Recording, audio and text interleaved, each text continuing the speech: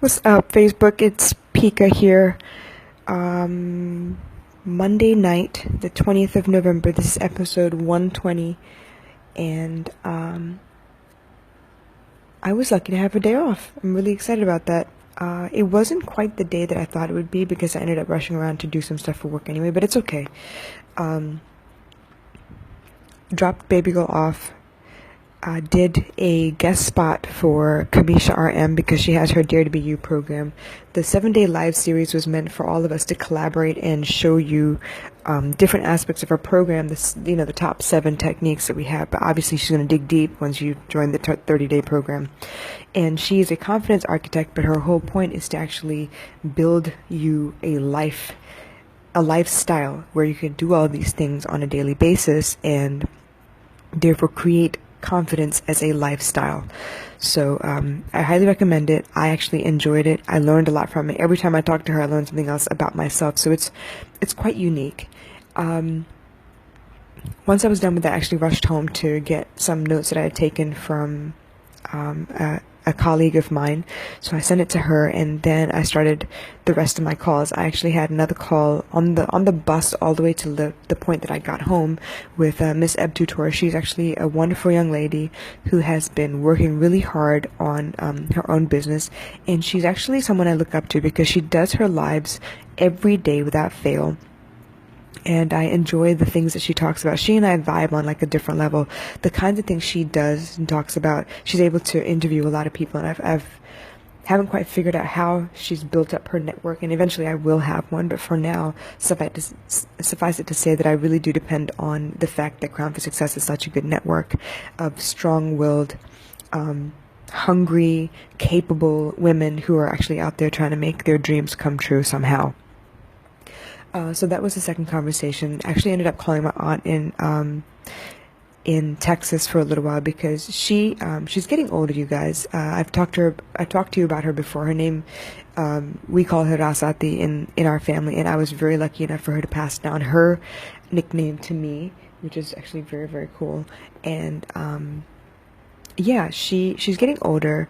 She was an integral part of our childhood when we were growing up because she was the Avidalium teacher. She was a Montessori-based teacher in a one-house school where we had many different age levels, and she taught all of them. Her husband was the math teacher, and she was humanities and science. So they did everything together. They lived like stone's throw from the schoolhouse itself, and everybody who's anybody in Yogaville knows exactly who these people are. They were the Valapeles. They're very, very well-known teachers in Yogaville, and they were very responsible for bringing the whole community together. So where we just had a school before, when they started to take over, at Swamiji's request, they were able to pull the whole community behind them. They were able to take all the children and teach them new skills and put together a cultural skills showcase basically every year where they did Spring Fest, and it was just something that everyone started to look forward to. So I really do miss her, and as she's gotten older and after my uncle has passed on,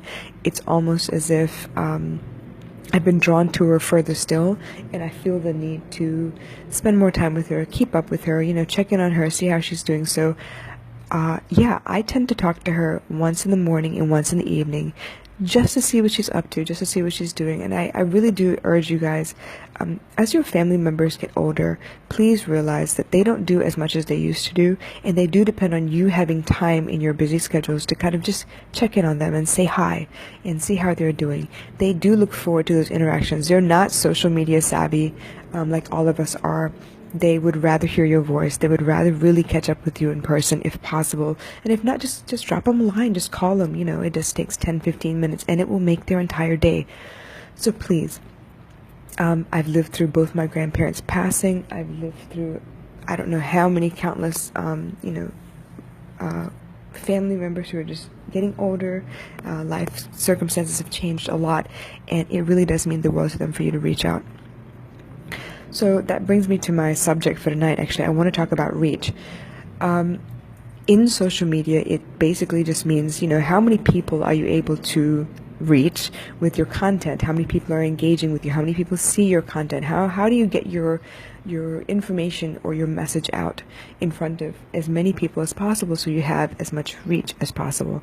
Now, I've been using Boost on Facebook a lot lately, but I also realize that when I do Boost, yes, I get thousands and thousands of, people looking at my material, but it's not the kind of reach that I actually want. Before I started boosting my posts, I do realize that I had a lot of people who would just click and comment. They would like and share. They would comment on my posts, and they would engage with me, and that's the kind of reach I'm actually looking for. As much as I would love to have people like all of my pictures, that's cool and everything, I would rather know if you resonate with what I'm saying. I would rather know if you connect with me on some level, because it's based on this kind of reach that I'm trying to figure out who's out there, what you all need, what I have that you might actually benefit from, and then how to get it to you.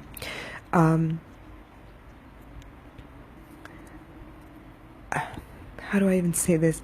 I find that obviously, video is top because it's very quick and you actually get the message across. You get to read a lot from, the person's facial expressions, the tone of their voice and everything. You get to see a lot more. It's almost like being in front of somebody, but not quite. The next would be, I think the next would be pictures, actually, as far as popularity. And then from there, it'd be audio, and then obviously the written word. I've tried all four mediums. I'm most comfortable, obviously, with audio because I feel like I can go on and talk to you about some things and not really worry about how it is I look. I don't have to worry about lighting. I don't have to worry about exactly how tired I look. All of that's almost irrelevant, but it does make a difference. I'm not saying that I'm self-conscious by any means. If you've noticed that I've started doing lives every day, it's a gratefulness project that I try and do first thing in the morning, trying to get my mindset right in the morning. Not that I don't already do this without the project itself, but I wanted to have an excuse to get in front of people, and I wanted to present material that would be beneficial first thing in the morning for me. Obviously, the time difference is different for you, and in general, time isn't really linear. So whenever you see it is when you see it, and that's when you needed to see it most, is what I feel. Nothing is by accident. I don't understand all the ins and outs as far as social media and marketing. I am still learning. It is still a work in progress, but I do feel like as many mediums as you can incorporate into your platforms for content actually does help. Now, I have mentioned this young lady before. Miss Cheryl has been a godsend. She has at her disposal a list of beneficial YouTube videos. It's actually a playlist of hers on her own channel. So if you'd be interested, I would love to share. Her name is Cheryl Chapman, SHERYL CHAPMAN. If you were to look her up, you won't see that she has very many people subscribed to her channel. That's not the point. What you need to look for is the playlist. The playlist has over 900 videos that she's carefully, throughout the last, 10, 15 years, carefully curated this playlist of information that she thinks is very, very important and beneficial to her. And because she wanted to keep it for her, she's able to put this playlist up for everyone else to see as well. So if you're looking for guidance, if you're looking for, just some inspiration and new information as far as what you can and cannot, get done, I think it would be really helpful to check that out. Check out the playlist. Now, she's been able to help me focus my energies and my efforts. As you all know, I'm on Facebook. I have my own Facebook business page. I also have my personal page. I also have a business page on Instagram. So those three locations are available to you. The other thing is I'm actually on SoundCloud. Now, this is something I started before I even met Miss Cheryl. Basically, I was looking for a medium whereby I could put up the podcast, but you didn't have to scroll through all the other posts on my page to find each episode. So SoundCloud for me was the best possible medium of everything that I knew of at the time. So all of my episodes from this Night Owl podcast series is actually up on the SoundCloud, my SoundCloud site. So it's soundcloud.com/RASATH1. So for anything that you would that you're looking for as far as where to find me, if you search RASATH1, you'll be able to find most everything. The only exception being Twitter, which is RASATH11. So Twitter is attached to Periscope, so both of those are under RASATH11. So yes, as I mentioned, all of my podcasts are on the SoundCloud platform. Recently, when I hit 100 episodes, I actually ran it by her because I had already had the idea to put the the podcast on YouTube. I wasn't sure if it was a good idea. I did realize that, I needed to expand my platforms once again and include another venue where people can actually find my material. And lately, I've been slowly uploading all of my podcasts from the beginning episodes all the way up until now. I should be caught up by December 31st, mostly because I'm ready to start a new chapter, I think, by January 1st, 2018.